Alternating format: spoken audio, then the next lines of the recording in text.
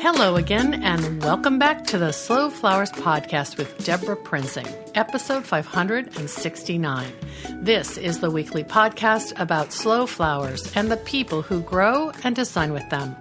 It's all about making a conscious choice, and I invite you to join the conversation and the creative community as we discuss the vital topics of saving our domestic flower farms and supporting a floral industry that relies on a safe, seasonal, and local supply of flowers and foliage.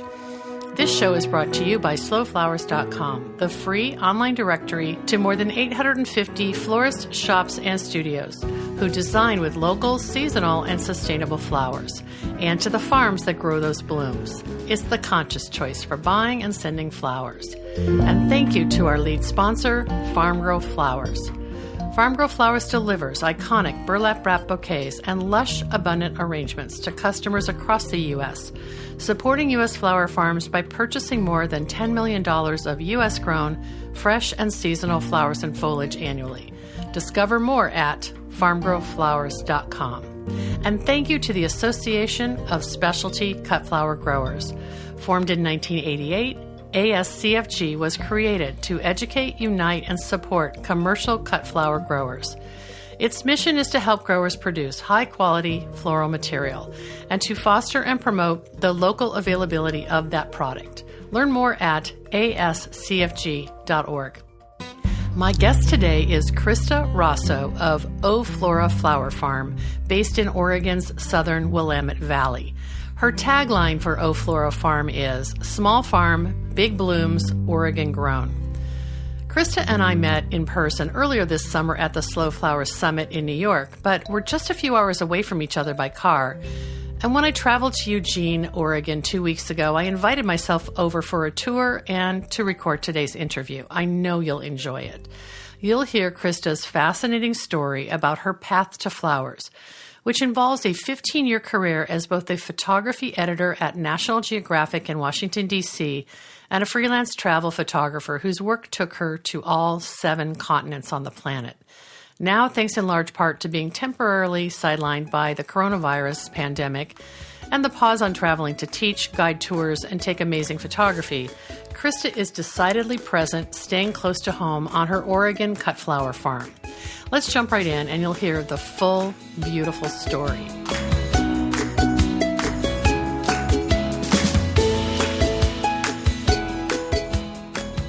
Hi, everybody. Welcome back to the Slow Flowers Podcast with Deborah Prinzing, and I'm on location at O Flora Flower Farm with Krista Rossow. Hi, Krista. Hi, Deborah. Thanks for coming down. Oh, it's so great this worked out. Thanks for saying yes.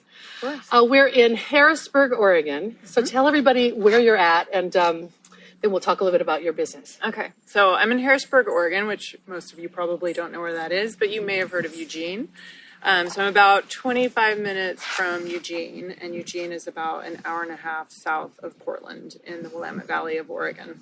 I think you say on your business branding, like lower Willamette Valley. The southern Willamette Valley. Okay. Mm-hmm. Yeah, the Willamette Valley ends like around Cottage Grove, so about not too far from here. But people know of this region as like a winemaking region as well. So agriculture is based in your whole environs. Yeah, there's a lot of winemaking further around Eugene and then up closer to Portland around McMinnville. But where I am, which is Lynn County, we have a lot of grass seed farming. So I'm surrounded by a lot of barren golden fields that just were all cut for grass seed right now. You commented on that, and one could think, oh, grass, how Americana or whatever, but you said it's not good for a diversified flower grower to be surrounded by this monoculture. I found it particularly challenging just because I've noticed, this is my 3rd year growing, and I've noticed that when all of the fields, so I'm surrounded by thousands and thousands of acres of grass seed. No joke. That's no joke at all. Wow. Like thousands. And all of the fields get cut at the same time. And I've noticed that once the fields get cut, all of those pests, all of the insects that were in the crop, they have nowhere to go. They have nothing to eat. So guess where they come? Wow. So they come to my field. This year hasn't been as bad as previous. And then the next thing that happens is usually the fields get plowed. So way back in the day, they used to burn the fields, but now they'll plow them, and they plow them and plow them and plow them until it's a very, very fine powder. Which is what, like permeating your your atmosphere? You'll see haze for weeks and weeks. Wow. when they plow it and afterwards. And so I have dust devils that will come sweep over my field. And oftentimes one year I had really bad moles and field mice infestation because we also had a really weak winter that year. And so all of them came into my field, and suddenly my sunflowers were falling over left and right, and my gomphrena was just dead. So it's been a challenge. I'd never heard that term before. Dust devil? You haven't? No, is it like obviously something from, I don't know, Kansas or? I don't know where the term comes from, but yeah, it's like little tornadoes of dust. And so they just whip on through here and plow into my field and dust everything. Well, you're showing, just by revealing all of this, two things. One is you work with what you have, right? Yeah. You grow on the land that you have available to you. So we'll talk about that. And the other is just like this determination to not let it take you down, like you're resilient and intrepid. I try to be. Yeah. Wow. I admit there's moments where, when all those things are happening, it's really rough. Well, with that backdrop of placing you here in the Willamette Valley and talking about the conditions, can tell us how big your farm is, and also like how would you describe O Flora Farm? Well, I don't know how big I am acreage-wise. I think I'm maybe a quarter of an acre or so. I mean, you have 30-foot beds that you have by about 25 of them. I have about at least total 16 60-foot beds. Oh, 60-foot beds. If we double that up. Yeah, and but then, I do grow a lot of 30-foot space. And then you have the high tunnel, and you keep adding. It sounds like you have access to adding. I've been adding more land to grow on as time allows. Mm-hmm. Okay. But you're a one-woman show. I'm a one-woman show mostly. So kind of a microflower farm. And O Flora, is it O Flora Farm or O Flora Flower Farm? O Flora Flower Farm. Okay. Yeah. Okay. Or Flora Farms is the handle I use on Instagram. Oh, okay. That's where people can find you. Yeah. How did the farm come to be? And I know people will find this very relevant because of it's so timely of how the universe told you to start this flower farm. Yeah. So in 2020, before becoming a flower farmer, I was a full-time freelance travel photographer and photo editor. And so you can imagine in March of 2020, when the pandemics happened, I was about to be leaving on a trip, and that canceled, and was the first of many, many cancellations that I had. You're the kind of person who had like the passport filled with stamps from around the world. Yeah. I have the fat passport that is filled with stamps from many, many places. And I, by chance, had been taking the Florette online flower farming workshop that I had been gifted a few years prior and just never had time to take it. Oh, wow. So you had to log in and you just started watching the videos. Well, I've been watching it over the winter a little bit. But then when I started losing my work and saw the pandemic on the horizon, I thought, you know what? It's time to... Let's try it. Let's activate this option. Yeah, so in a kind of frenzy, I started ordering seeds and, trays, and I made my little grid with my plan and just like went for it and started with a CSA that summer. And now it's my third year, which is kind of crazy. It's almost like you have this triple threat skill set though, because you have the flower farming, but you are a trained journalist, both photography and writing, and now you're a floral designer and flower grower. So you can put it all together, and you are doing that on your website and on your Instagram feed. Your photos are just they're next level. So it's really fun to see how you've brought these two passions together. During my first season, I think part of the reason I was able to get as many customers as I did and sell as many flowers really without much of a plan was because I was able to photograph my products in a very attractive way. And I think by photographing to an elevated style, you can command a higher price, because many of us have the talent to grow beautiful flowers, put them together really well. But then when it comes to translating that to showing it to your customer, especially if your customer isn't in person looking at what you're selling, it makes a difference. So that is such a good point. It's like the difference between the quick iPhone photo in the farmer's market stall and kind of treating this like an El Decor photo shoot or something. Right. Getting in a luxury environment. So the online store that you mentioned, you would have images that would represent your CSA subscriptions, and then also like single arrangements?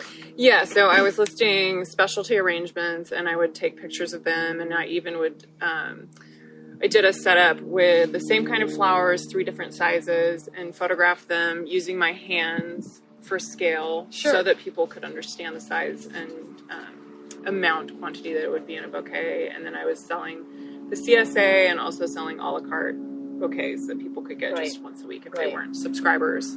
Where did you set up a little studio here, or where were you shooting?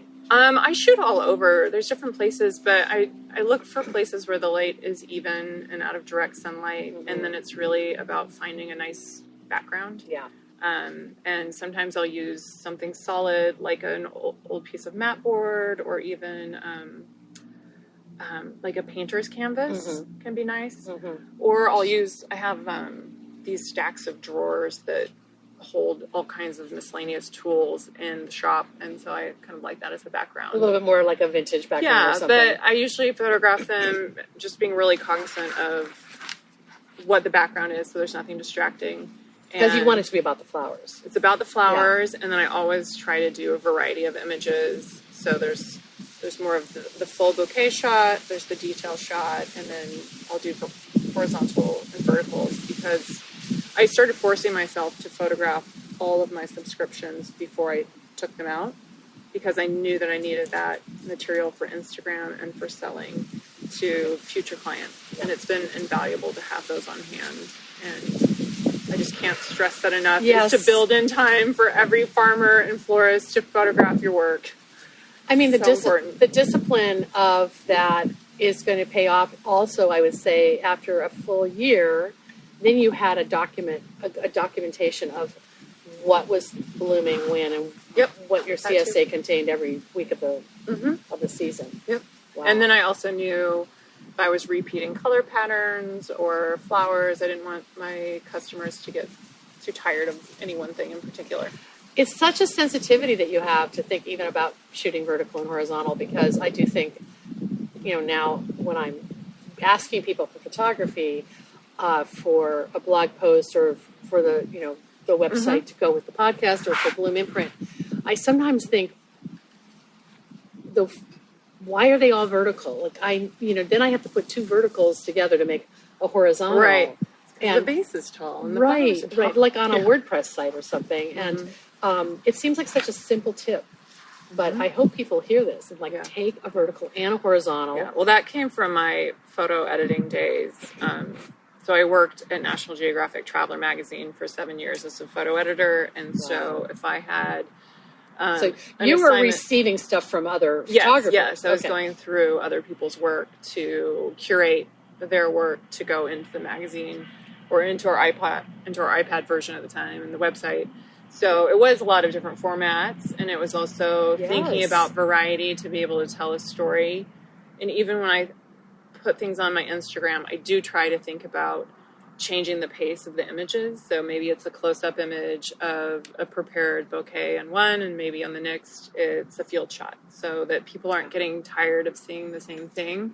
That's really interesting, because then at a quick glance on the grid, it's not this sort of monochromatic, that's not the right word, but just uniform, everything is the same composition. You're changing the composition. I'm trying to, and I love that. So the field shot versus the detail, maybe versus something that is more activity oriented, like your hands are in it or something. Yeah, or a portrait of myself. I try to get in front of the camera too, because I like to know who I'm buying things from, to see people's faces. So I try to put myself in there every once in a while, just so people know who I am.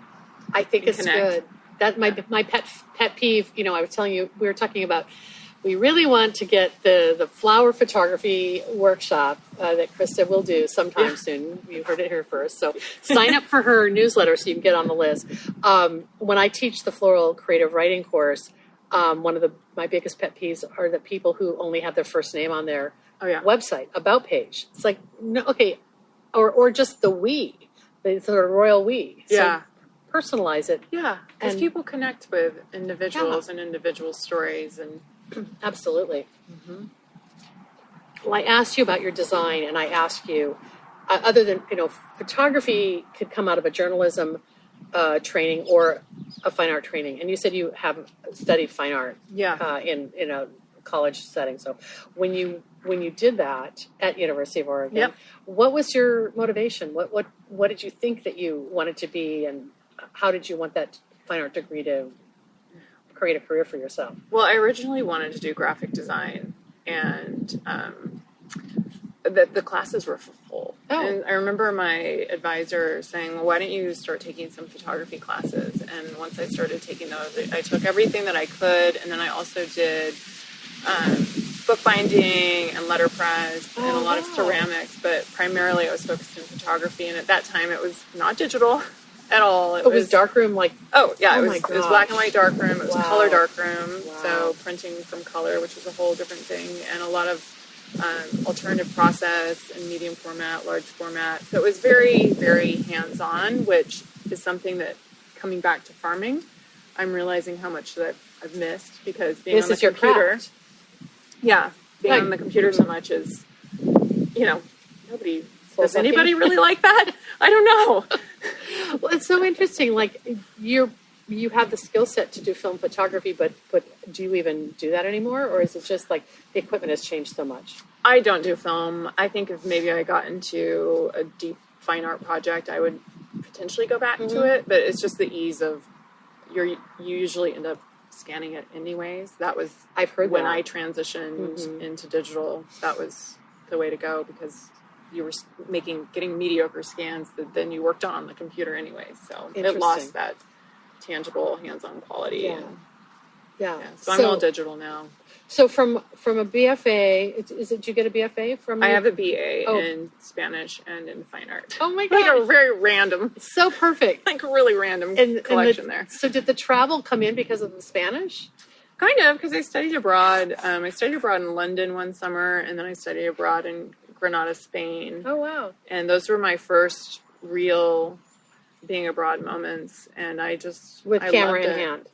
I had cameras then. I wasn't as into photography at that point. That was my sophomore year. And then when I went to University of Portland for a couple years, and then I ended at U of O, and that's when I really got into photography. And and then I just started traveling, I guess. After college, I ended up going to Germany for a year, and I worked as a waitress in an American military resort.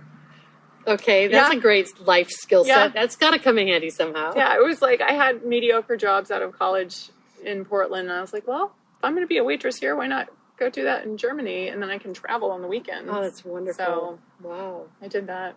What led to this long career with National Geographic? So after Germany, I came back to the States, and I ended up getting a job assisting at the Santa Fe photo workshops in Santa Fe, New Mexico. Heard those are pretty prestigious, right? They are, and it's like a lovely, lovely place for anyone who's interested in photography to go. And I basically worked for them for a year and was just immersed in photography, like day in, day out. And all these like world-class photographers teach there, right? Yeah, and including National Geographic photographers. So that's where I first sort of met any Nat Geo people, and then ended up assisting with some National Geographic workshops in Spain and Scotland. And then I started doing helping on some seminars that they did throughout the States. And then I met the director of photography for National Geographic Traveler magazine and ended up getting a job there. I was debating going back to grad school and had taken a couple courses at U of O in photojournalism and got the job at Nat Geo. And so I moved The job became your graduate program. Yeah. Oh, yeah. Wow. Yeah. So I moved to DC, and I was there for 7 years, and I worked at Nat Geo the whole time. Wow. And then I got sick of being at a desk and wanted to be out there doing the travel more on my own. So I left in late 2013. And then from then until the pandemic, I'd been traveling, photographing assignments. I've been editing books, editing magazine stories, and then teaching. So I travel primarily for National Geographic expeditions. And so anyone can go on a trip with Nat Geo on it. You're not necessarily teaching professional photography. No, Okay. I mean, no, not on those. I mean, there's sometimes somebody who's very advanced, but it's just a lot of hobbyists, advanced amateurs. People who love to travel. Love to travel. People who just show up with their iPhone and then they realize, I teach them a few things and they get really excited about telling stories with their cameras. So yeah, I've gotten to go to all 7 continents. And oh my gosh. I don't even know what my country count is, but I've traveled a lot and photographed so much. You said something really interesting when we were walking over here to do the recording when Krista said that you lived a vagabond life for so long. And it sounds like you really loved it. And it was very fulfilling. And now you're rooted, no pun intended, well, pun intended, here at O'Flora Flower Farm in, in family land. And so you have, you haven't traveled much at all because you were grounded basically for 2 years. Yeah. Bless your heart. You make the best of it. Yeah. I mean, and I'm really, it's been such an adventure and I'm grateful for the opportunity to do something completely new. It's like, so being at the Slow Flower Summit in New York just recently with you, I was just like, wow, this is amazing. It's been 3 years. And I mean, I know so much more. I didn't know anything about the floral industry or about farming or floristry. And it's just amazing what you can learn. And it's been, if you're curious and you're do the work. Yeah. And I'm really proud of that. And it's been great for me. I think it's helped me get through the pandemic for sure. It's also, I mean, at least you had this not just a novelty, it's hard work. Yeah. I was going to say the physical act of farming is kind of stimulates endorphins and like keeps you maybe your mental health better as well, right? Just from even when you're not sure what tomorrow is going to bring. Right. And then there's all, of course, the stresses of farming where, I'm enjoying being out in the field, but then suddenly I'm dealing with pests and and crop failures and all of the fun things that come with farming. But I mean, there's something to be said about like trying something totally new. Well, you are. You. I think you probably learned though that you had some of the essential skills to do flower farming well, because you strike me as like you're a total problem solver. Technology doesn't scare you, and visually you know what's aesthetically pleasing. So it all kind of came from that photography training and journalism training you had. Yeah, I mean the aesthetics do definitely, and then I don't know if I have a green thumb. Obviously I do, but somehow that part seems to be working. You seem like your baby have a family gardening background as well. My grandmothers, especially my dad's mom, really loved to garden, and I think she's really the root of why I love flowers, because she always would have like little vases with like just these really artfully simple arranged flowers from her garden, and I always found my happy place coming home in the summers and picking flowers and just arranging and finding peace there. And so that's, I think, really the root of where my love of flowers came from. I think that everybody has some thread of a universal narrative of where another person influenced you in some way. Could be your childhood, could be your adulthood, but it's someone opened a door, or a window. You started talking about your online shop and how you have that set up. Can you talk about your markets and let's talk about the crops you're focusing on, and then also who you're selling to, and because you are doing this without much help at all, so you had to kind of wear every hat. Yeah. So I've been doing CSA. So I just call it a subscription. So I've been doing a subscription every season except for this current summer season. So I started with summer of 2020, did fall, spring, summer, fall. Actually, I didn't do fall last year, but I did spring. The bigger seasons. Yeah, and then I plan to do fall this year. And then last year I started in the summer to sell to florists. So right now I'm trying to balance still having time to work on my photography career. So my intention is to work on keeping sacred space around March and April, which is our big spring season in Oregon, and into Mother's Day, of course, into May. And that's going to be your bumper crop. That's my bumper crop. I'm going to focus heavily on ranunculus, specialty tulips, narcissus, poppies, and some other biennials or hardy annuals in that zone, in that growing period, and just really focus on that for subscriptions and florists, because I find that is a little more controllable, like knowing that time period is generally when I need to be here. So, and I can kind of plant the things in late fall, early winter, and then tend to them, but I don't have to be as present as you do when it's summertime. Right. I was going to say that, like the crops you mentioned, they're all under like low tunnels or high tunnels. So there is a little bit of a control that a field crop just simply is, you don't have that luxury. Yeah, and I don't have to worry so much about watering. You know, they maybe need a little bit of water, but if it was something in the summer, I would have to just be physically here and present. So I can add in some of my other work in the off months. And then I haven't been growing as much during this summer, but I've been trying to grow more of less crops and focus more on high value. So as you just saw, I have loads of delphinium coming out my ears, but they're gorgeous. I love it because it's high value. The florists go crazy for it. The colors are great. Just feels like light blue is always in need for weddings, and it can dry. So, if you don't sell it now, you'll sell it later. Yeah. And back to your specialty tulips and your ranunculus and the poppies. There's never enough in the marketplace for locally grown spring flowers. And so I think it's a great strategy for you. Yeah, I feel like I can grow as many as I can handle and they will sell. I actually intended to dry a lot more ranunculus and really didn't hardly dry any because I was able to move them. Do people come here to pick up from you, or do you deliver?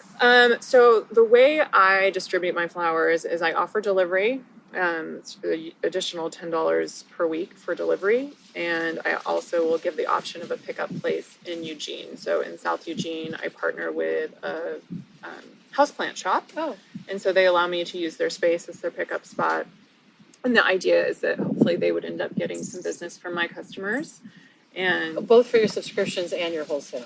Or is it mainly a subscription? Just a subscription. Okay. And then for wholesale, I do deliveries. Yeah. Yeah, on certain days of the week. So right now I'm only doing 1 day a week for florists. And it's sort of when I have things and they all are aware of. Yeah. And it's interesting that you started in, the deep in the midst of COVID and kind of have ridden that wave, because it seems like this equally similar narrative has happened for florists. If they hadn't been buying local, they wanted to buy local. So you probably had people coming out of the woodwork who maybe weren't familiar with how to do business with a flower farmer, and they had to learn along with you. And yeah. There's been a lot of small designers, small people who are just popping up, and I was catering more to them last year, and this year I've been being a little bit more selective because I'm not growing as much. Yeah. And I realize I can't offer to everybody without having to say a lot of no's. So I've been focusing on some primary florists that have been just really big supporters of local. And then if anyone contacts me individually, I'm happy to sell to them, but I've been very inconsistent with offering it to everybody. I'm just going to make a comment about developing these florist relationships that are,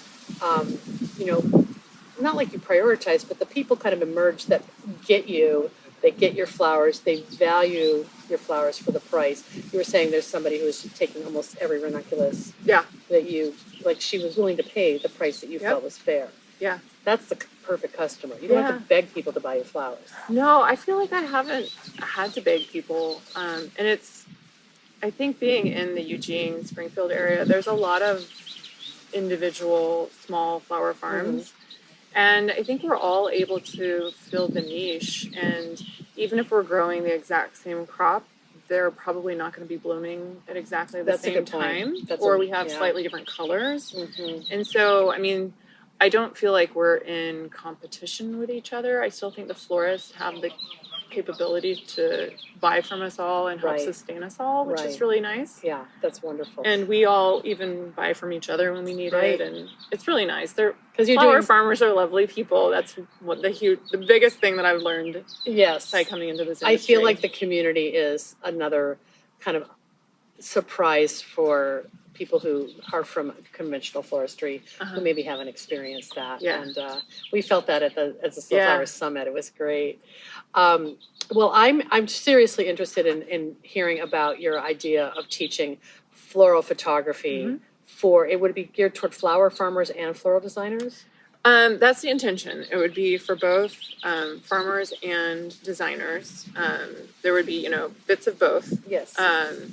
And the idea would be to teach you to be a better photographer, which, I could teach you that in any medium. But if I'm showing you exactly scenarios that you're going to find useful in your everyday life, that's just going to be much more applicable. And when you have, as a farmer, I know how limited, as a florist, time is limited. So I want to create this course that is going to be really accessible, won't take a ton of time, and you're just going to learn a ton from it. And I think it would, it's going to elevate people's photography, and just bells and light bulbs will go off.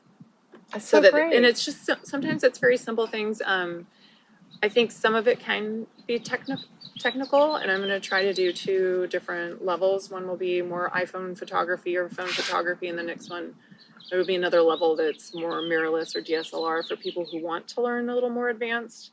But you wouldn't have to plow through all of that information if you're only interested in one or the other. Or you're going to break it up by topics so that the modules sort of solve one pain point, and then and I want to do a lot of. I'm such a visual person that I learned I had to see it myself. So I want to do a lot of hands-on in the field scenarios of look at this setup, look at the light. Okay, now look, we just shifted here and it's better. Wow. So learning how to really, the biggest thing with photography is looking at the light. It's not about what camera you have.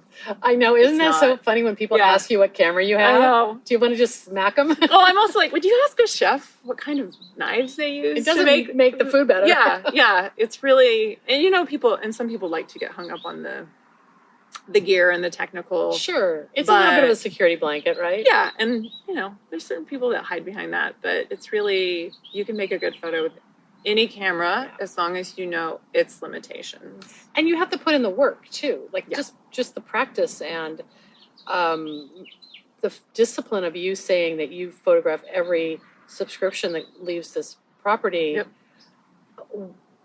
Just even giving yourself that assignment, you probably made some changes in how you're photographing flowers, just because you'd see, this is what people respond to on Instagram. Yeah, or I just needed to make it easier on myself. So I would make all the bouquets in my studio. I'd put them on a rolling cart, and I'd roll them out to the front of our barn where we have nice open light. And I would do my different setups, take them, then I go put them back in the cooler, and it was done. And so then when delivery morning came, I was ready to roll. I didn't have to worry about it. I already had an Instagram post. Right. I love it. Yeah. This is what I'm delivering today. Exactly. So subscriptions are going out, get people excited. So people literally would see that before it even came to their front door. Yeah. Brilliant. I love it. Yeah. Well, let's stay in touch on that, because I do think that there is, we are a visual profession. Consumers respond to, nobody reads anymore, sadly. I mean, you're talking to an editor who can't believe she's saying when that. you're writing captions for things, and you're like, no one's going to read this. But I still can't help but write a I love it when I have my editors at Better Homes and Gardens used to always, in every contract, it would say 50-word hardworking 50-word captions for every photo. And it's like, hardworking, I know I'm working hard. I don't exactly know what they mean, but I think that we're almost to the hashtag bullet point stage now. But the photo is got the power to really sell those flowers and capture people's imagination. Yeah, and the photography can tell the story of your business and your farm, not just the product, but the story, of place. What does your farm look like? What is sunrise like?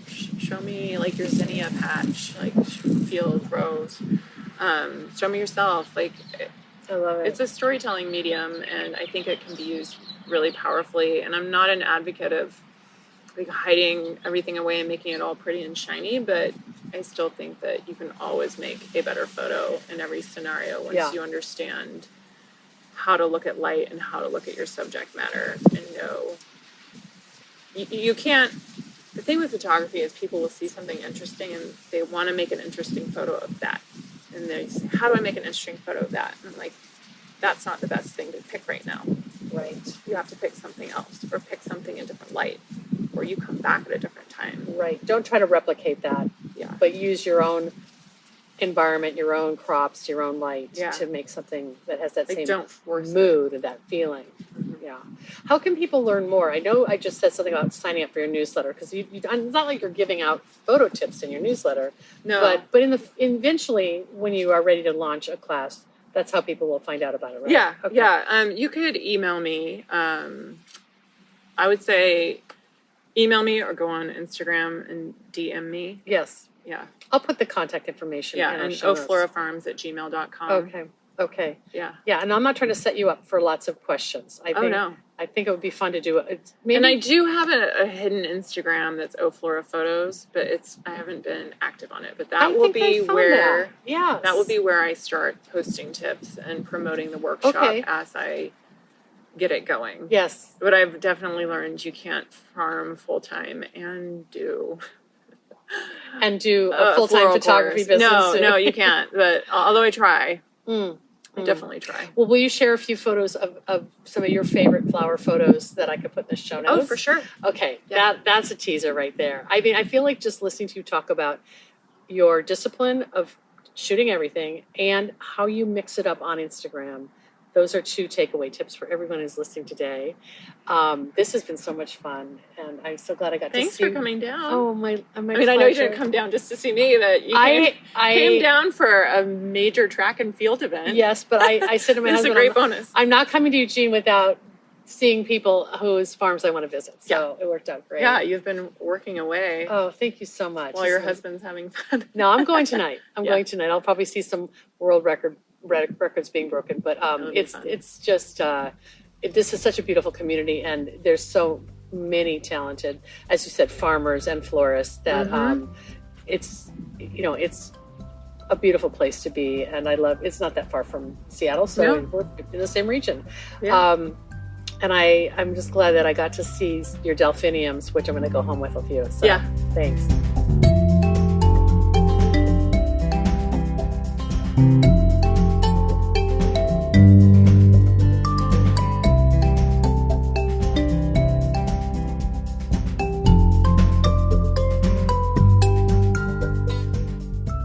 Thanks so much for joining me today. Check out our show notes at slowflowerspodcast.com for episode 569 to see some of Krista's beautiful photography and for a link to sign up for her newsletter so you'll be among the first to learn about her upcoming flower photography workshop.